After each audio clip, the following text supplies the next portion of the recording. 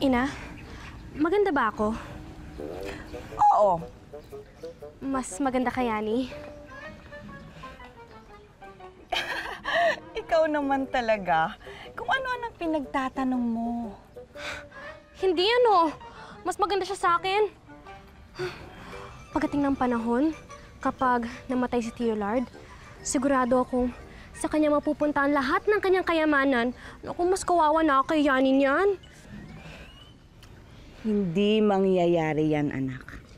Hindi ako papayag.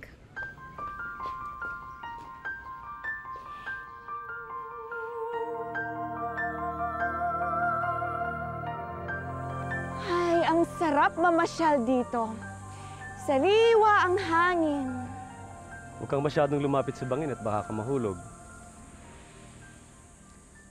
Ay, ang lalim pala. Nakakatakot. Lord, nahihilo ako. Ay, baka ka mahulog. Baka ka mahulog. Sandali!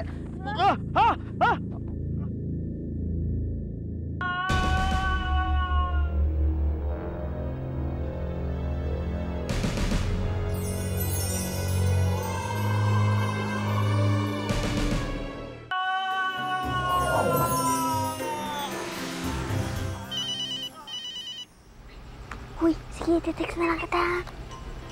Excuse me po, mga bata. Uy, tawag kayo ni Tita Herbie. May tamang oras para sa pagtitext at paglalaro. Kaya pakitago muna ang mga yan, ha? Para hindi rin madistract ang iba pang bata.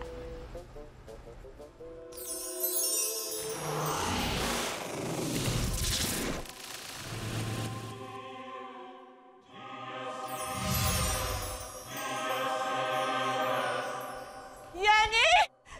Yani! Nasa si Yani! Nandiyan po siya. Yani! Tita Empaya, ano pong nangyari? Ano po? Nasaan si Ama? Iniwan niya ako sa gubat para kumuha lang ng tubig. Tapos hindi na siya bumalik. Malakas ang kutob ko na may masamang nangyari sa kanya. Ano ba siya, Ina?